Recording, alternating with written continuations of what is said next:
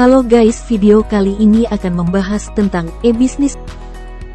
Video ini dibuat oleh kelompok 1 kelas 195B03 kampus UBSI Cimone untuk memenuhi tugas akhir semester 5 mata kuliah e-bisnis. Inilah anggota kelompoknya. Oke, langsung saja ke materinya. Apa itu e-bisnis?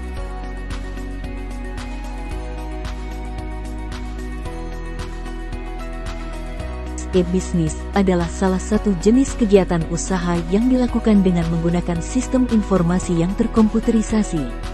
Menurut Stephen Alter, pengertian e-bisnis adalah pelaksanaan dan pengelolaan bisnis mulai dari pemasokan bahan baku, perancangan produk, penjualan, pemenuhan pesanan, manufaktur, serta juga penyediaan servis lainnya, menggunakan teknologi komunikasi serta sistem yang sudah terkomputerisasi. Kemudian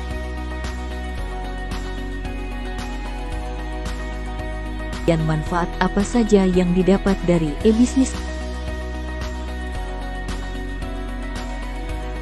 1. Memperluas pasar. Manfaat e-bisnis yang pertama adalah dapat memperluas pasar. Dengan memanfaatkan layanan digital, para pelaku bisnis bisa melebarkan cakupan pendistribusian barang dagangnya dan menjangkau lebih banyak konsumen dari berbagai daerah.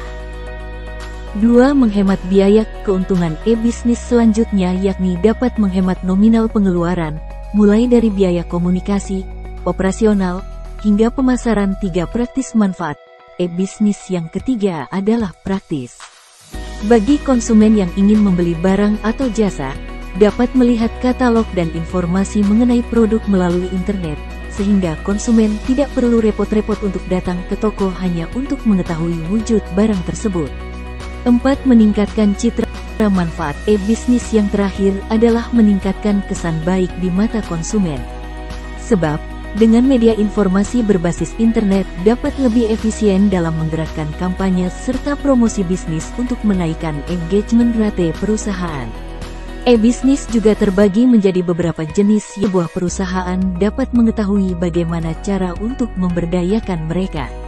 Berdasarkan implementasinya, Enterprise Resource Planning terbagi menjadi 4, yaitu 1. ERP on-premise. Ini adalah software ERP yang digunakan secara langsung dalam perangkat di perusahaan.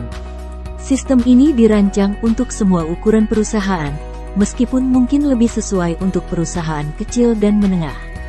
2. Open Source ERP. Seperti halnya software open source lainnya, jenis ERP ini memungkinkan perusahaan untuk memeriksa, memodifikasi, dan meningkatkan kode sumber ERP. Adanya ERP open source, perusahaan mampu menyesuaikan aplikasi agar lebih sesuai dengan tempat kerja. 3. ERP berbasis cloud. Jenis ERP ini tersedia melalui layanan hosting cloud. Opsi ini memungkinkan perusahaan untuk mengakses data secara real-time selama perusahaan memiliki akses internet.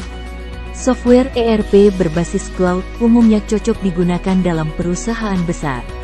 4. Hybrid ERP. ERP ini merupakan sistem perencanaan sumber daya perusahaan yang memadukan penyebaran on-premise dan berbasis cloud. Manfaat apa saja yang didapat dari penggunaan Enterprise Resource Planning? 1. Visibilitas dan efektivitas alur kerja. 2. Analisis data. 3.